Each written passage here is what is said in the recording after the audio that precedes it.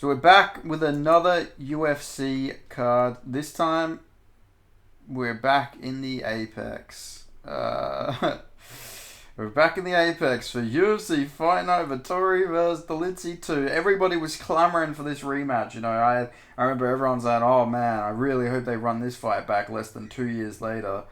And here we are. I think it's literally been 2 years almost. Because it was March 2023 the first time these two fought. But for some reason we got to see this run back. Roman Kopylov, no, he doesn't get a fight up the rankings. No, don't be silly. No, we got to give Roman Dolidze and Marvin Vettori a rematch. Stupid. I'm sick of these rematches. But anyway, we got Dubin versus Carly Judas. Dubin known for that brutal head kick KO she got. If I'm remembering the right woman. Overhand right, sorry, yeah. She chinned Shannon Clark, who was from Canada. Yep, okay, yeah, I'm remembering her correctly. Yeah, she chinned her out brutally, but I'm just going to say that Dubin is awful. She's not very good. So I'm going to go with Carly Judas, who I think has been robbed in back-to-back fights. I think she won both of these fights on the Dana White Contender Series. I thought she beat Fernandez as well.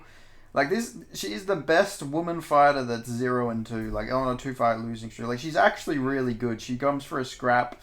She's always in the fight. She's always pressuring forward, and I think she will eventually get Dubin out of there. So I'm gonna go Carly Judas, and I hope she wins because she's actually good and she's been given a pretty unfair shake of things.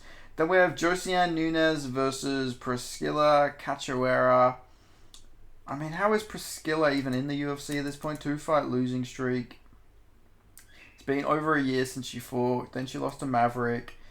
She did go on a 2-fight winning streak, but she didn't really beat Kim. I think there was like so many point deductions in that fight. She eye poked Julian Robinson. She lost to Molly McCann. I'm gonna go with Josiane Nunes, who also isn't looking very good lately. Who's on a 2-fight losing streak, and lost to Chelsea Chandler. Oh, they're both so not good. I will. You know what? This is a bantamweight. Priscilla's got a bit more of a skill advantage. I feel like she's a lot more skilled. But then Nunes actually has a reach advantage for the first time in her fucking career. That has to be mentioned. We don't really see her fighting someone who's got a similar reach to her, I don't think. Like, let me look at these fights. Chelsea Chandler would have obviously had a bigger reach because she's a big girl. Yeah, only by an inch, so nothing crazy. I think Caval Canti would have had a longer reach for sure. She did, okay. Yeah, fuck it. I'm gonna go Nunes just because she's actually got a reach advantage over someone, like by 2 inches. Like that means she'll be able to get her shots off. She's a strong powerhouse. So I'll go Josiane Nunes, but I don't expect anything too crazy. Then we have Andre Lima versus Daniel Perez. He won his last fight and I actually picked him to be Victor Altamano, I believe. And he looked really good in that fight. He almost beat Phil Ho as well. Like, he dropped him and had him hurt badly, but ended up fumbling it. Like, he's actually a very good prospect. He could have arguably beat Carlos Hernandez from memory as well. Like, he's a very good fighter. He's from Spain. But he is a lot older. That's going to be worth mentioning. He's an older guy, 36 years of age, in the flyweight division. Age difference like that matter. And Andre Lima is 26 years old. Got good leg kicks, good striking. Has a DQ win. Beat Felipe dos Santos as well. Like, he's on a 3-fight winning streak. He's actually, he's got a good streak going.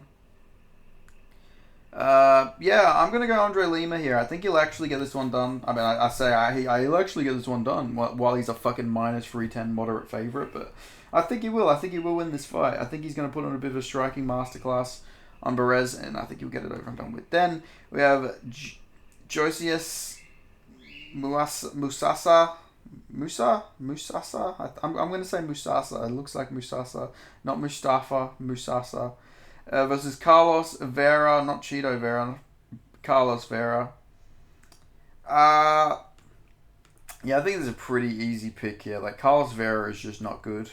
He's not UFC level in my opinion. Like lost to Brad Katona, no shame in that. But that Rinya Nakamura fight, he was just getting dominated. He was just like going for leg locks. I don't like a guy who does that. Now, I don't think this Juasis guy should be that big of a favorite. Because in my opinion, he probably didn't beat the Georgian guy that he fought on Dana White Contender Series. But he's powerful. He's a strong guy. He's got good takedown defense from what I've seen. He's a strong, athletic dude from the Democratic Republic of the Congo. So he's very athletic. Got power. I think he'll be able to chin Carlos Vera eventually. I think he'll get him out of there. I think he'll be able to stuff the leg lock attempts and just like power his way through. I reckon he's just gonna brute his way to victory here. Much younger, 11 years younger, powerful guy, like I say. But should he be a minus 625 huge favorite? No, I don't think so. I don't think there's anything in his game that's showing he should be trusted as that bit of a favorite. I don't think he's super technical, but he is powerful, he's athletic, and I think that'll be enough to get Carlos Ferrer out of there. Then we have Dianogoze versus Bredson Ribeiro. Now, was this guy always a light heavyweight? Okay, he was. He did his debut. I think I'm confusing him with the heavyweight from Kazakhstan. That's why, I was looking, I was like, this guy's got he's beat some really good competition. Powerful guy, and I think Bredson Ribeiro just isn't very good. And I don't even think he won his last fight either. I didn't think he beat Caio Machado. I thought Machado beat him. So, yeah, he got brutally chinned by Ming Zhang Zhang. Got beat by Magomed Gadzhizulov. Got wrestle fuck there. Did beat Bruno Lopez somehow, but he doesn't have a good chin.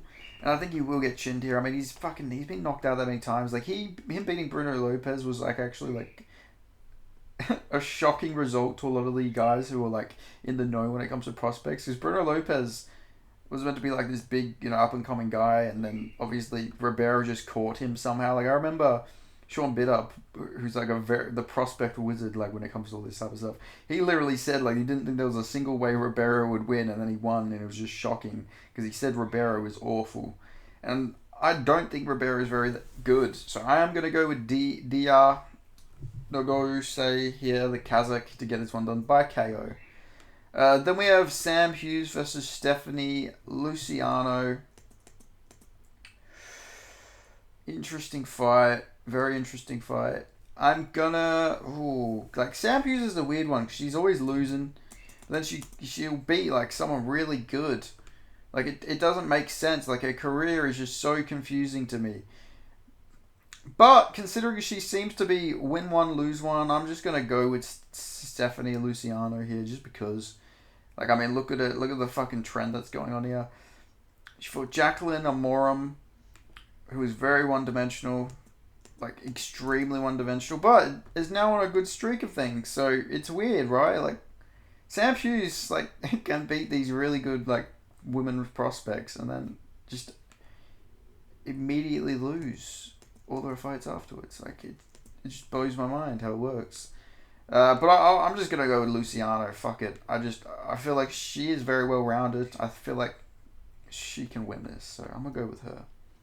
Then we have Waldo Cortez Acosta versus Ryan Spann. I don't understand these odds. I got Ryan Spann winning this fight.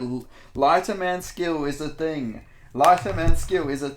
Waldo Cortez Acosta doesn't have much skill at all. Yeah, he'll wrestle fuck. Fucking Rebellis de Spain, which was, smart. He found out the big flaw in his game, which was his takedown defense. But I think Ryan Spann, if you shoot a takedown on Ryan Spann, especially as a fat heavyweight, I feel like Ryan Spann's just going to latch up that modified guillotine he does, and I think he's going to sub Waldo Cortez Acosta. And I think on the feet, Ryan Spann's just so much more athletic. He's got a longer reach. His chin, has been a bit shady in some fights. But I think at heavyweight, he'll probably be a bit more rejuvenated. He seems like... this guy was cutting to middleweight at one point. So that's why he got chin there. And now I think he's maybe a bit too big for light heavyweight. Where it's the weight cuts just get a bit too hard. But this guy's big for the weight class. He's going to be in shape. He's going to be more athletic. I hope he's not going to just come in here morbidly obese. Because that would really fucking... that would fuck things up a little bit. But if he's going in there athletic... Still in shape, just 230, 240, something like that.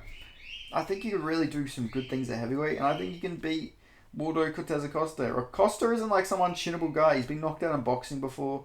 But I really like Ryan Spann to get a submission here. I can just sense he's going to get a guillotine somehow. I feel like Waldo Cortez Acosta will just go from big bombs, and then he's going to shoot a takedown, and then he's going to just go snatch, and he's going to get his neck snatched up. So I'm going Ryan Spann here.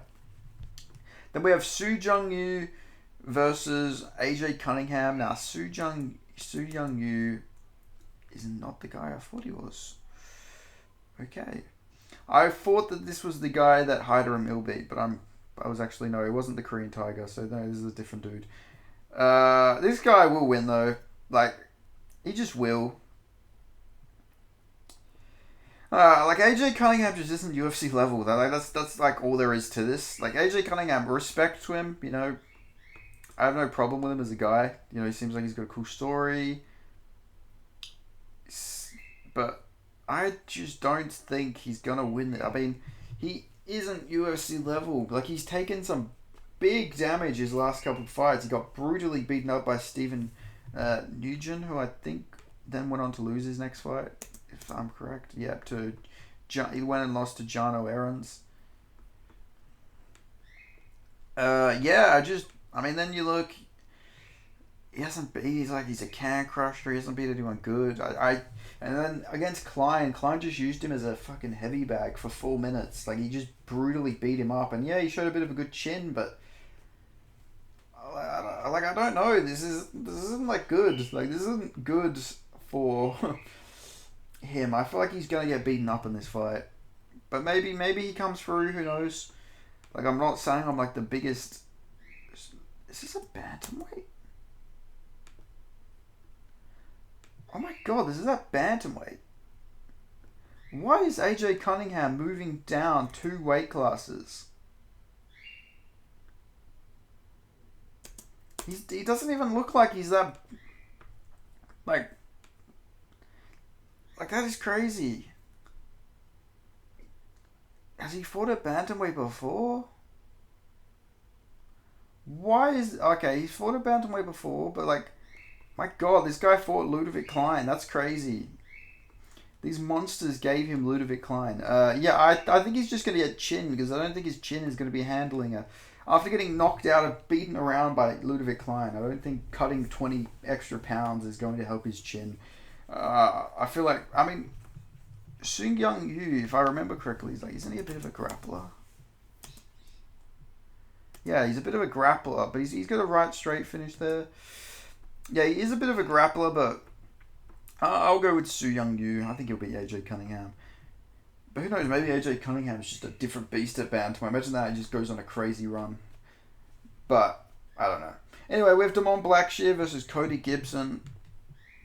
I'm going with Damon Blackshear. I feel like this is a pretty easy pick to make. Yes, he got brutally chinned 10 seconds into his last fight.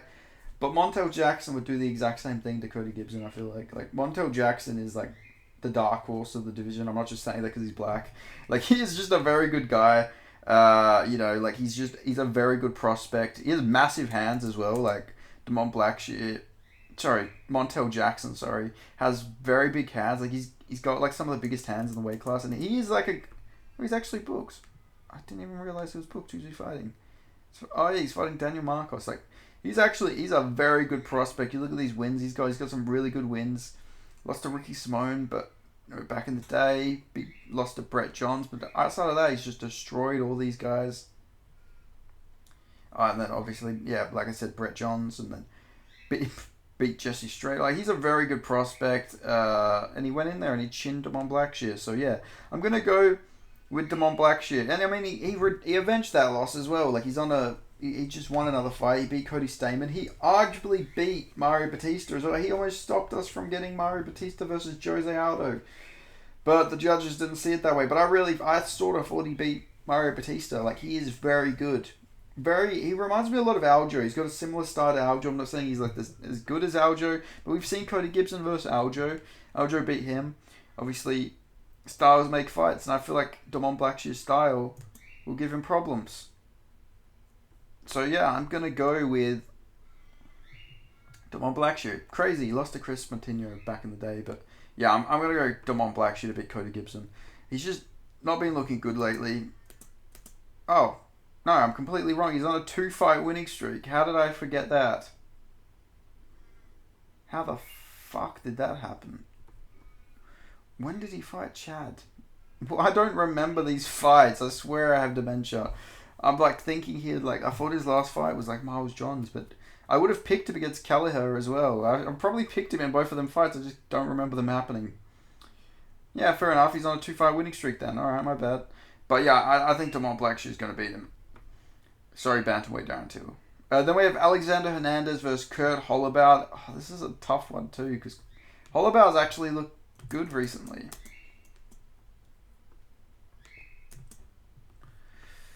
Oh, but the Kanan Krueski isn't like great. Oh man, Alexander Hernandez, you confusing bastard. Oh man, this guy confuses me sometimes. We've seen Hollabaud doesn't really get chinned at lightweight, but Hernandez had a pretty close fight his last fight against Austin Hubbard. Some people thought he won that, but I thought it was as clear as day for Alexander Hernandez. His record is messy now. Oh my god, that's a messy record. 1, 2, 3, 4, 5, 6. Look at those. Like he's like what? 1, 2, 3. Yeah, he's like he's got 3 losses in his last 6 fights. No, 4. So he's 2-4 in his last 6. That's crazy. That is actually crazy. This guy beat Beneil Dariush at one point. Crazy. I reckon he can beat Kurt Hollabaud though. It's tough though because Kurt Hollabaud's actually got some like some good hands. He can mix things up. Ooh, it's tough. Like you sort of got to go to a decision with like a guy like Kurt Hollabaud. You don't just go in there and run through him. At least not with the striking. But I mean Hernandez is so much younger too. Like come on, like surely Hernandez can win this. So yeah, you know what? Fuck it. We're going Alexander Hernandez. Then we have Kevin Valjas versus Sung Woo Choi. We got Argentina versus South Korea. I'm going with Kevin Valjas. Very impressed with him. I mean, you got to think that fight with Gene Silver's looking really good. He didn't get chinned. He went in there, had a decent scrap with him. Like he's a very good prospect. Only loss being to Gene Silver, and now he's got to go and improve himself. And Sung Woo Choi, he's very hit or miss. He's coming off a loss to Steve Garcia's last fight. Got chinned brutally. Before that, beat Jano Aarons. Got knocked out by Michael Trezano. Lost to Josh Kalibau. Got choked out by Alex Caceres. But he beat Arosa. And he beat Yusuf Zalal.